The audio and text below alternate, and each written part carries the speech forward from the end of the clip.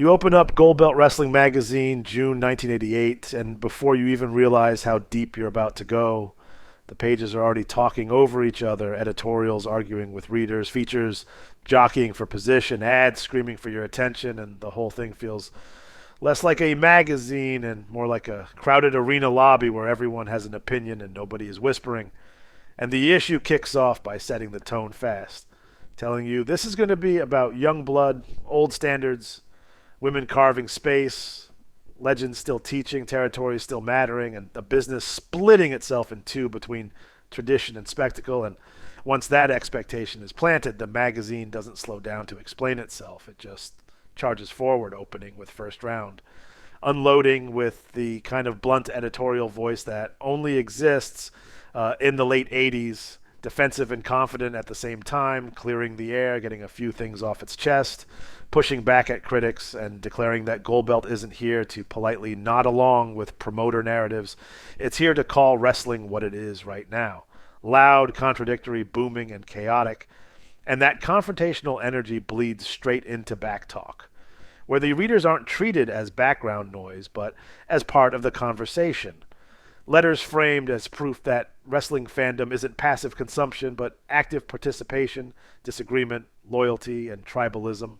And from there, the issue pivots hard into forward motion with the Young Stallions, a feature that lives on speed, conditioning, and potential, pairing explosive action photography with language about hunger, opportunity, and the razor thin line between being the next big thing and being yesterday's promise, quietly acknowledging that youth in wrestling is both currency and liability before sliding into let's look in. On the ladies, a section that blends match notes, personality snapshots, and carefully staged photography to acknowledge women's wrestling as a growing presence in the landscape, still filtered through the era's lens, but framed as competition and relevance rather than novelty. And then the magazine plants its feet firmly in legacy with Bruno Sammartino. All around the mat.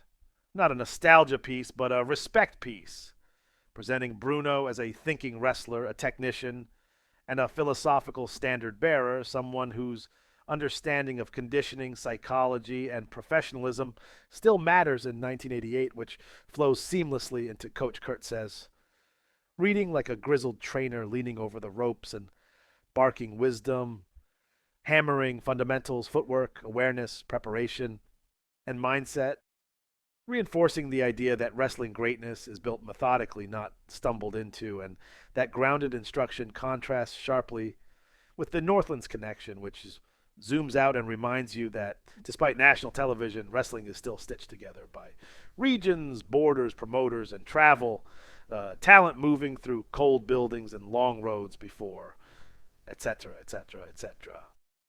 Detonates across the page in rapid fire bursts of commentary, rumor, and observation that assume the reader already knows the names and the politics, functioning like overheard conversations in locker rooms and hotel lobbies. And by this point, the magazine has its hooks in you, and that's when it leans fully into the industry's defining argument with GBW takes a closer look.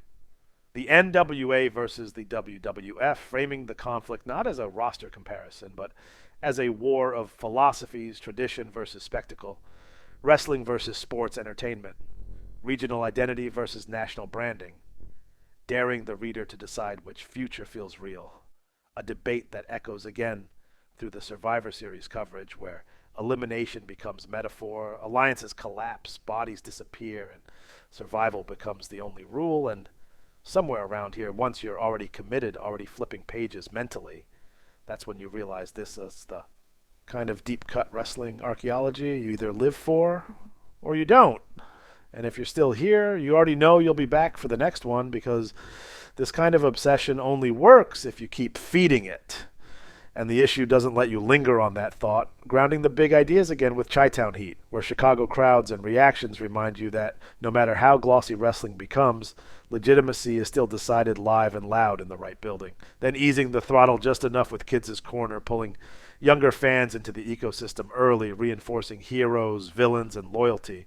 So wrestling becomes something you grow into rather than grow out of before roaring back into character and Continuity with features on George Scullin as a connective thread between eras, the Killer Bees as innovators using mass and teamwork to carve out identity, Tennessee Hootenanny exploding with Southern music, sweat, and crowd culture, and finally, Randy Savage tearing through the pages as pure late 80s intensity, all charisma, volatility, and star power, the embodiment of an era where subtlety is dead and larger than life is mandatory, all of it punctuated by glossy color pinups and action photography. Freezing bodies mid motion, muscles flexed, sweat flying. Wrestlers turned into icons meant to be collected and studied, and stitched relentlessly through every section are the ads, impossible to ignore and absolutely part of the experience. Full page bodybuilding programs promising massive muscle gains in weeks.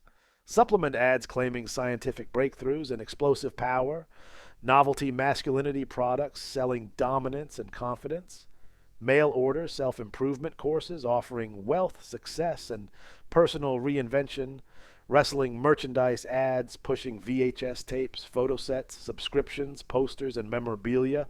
Dense classifieds promising transformation if you just fill out the coupon and send it off, all reinforcing that late 80s belief that anything, your body, your status, your life, like, can be rebuilt through the mailbox. And as the magazine barrels through its back half, it refuses to slow down, stacking commentary, photography, features, filler, and commerce until it feels less like a publication and more like an arena in print form, loud, crowded, opinionated, and alive. And when you finally reach the last pages, you don't feel neatly finished. You feel like you've just walked out of a long wrestling show, overstimulated, opinionated, and already replaying what you just saw.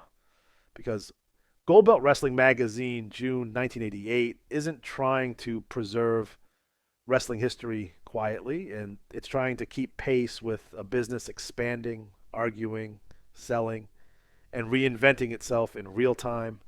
And it leaves you exactly where a magazine from this era wants you, arguing, flipping back, circling ads, and waiting for the next issue to drop.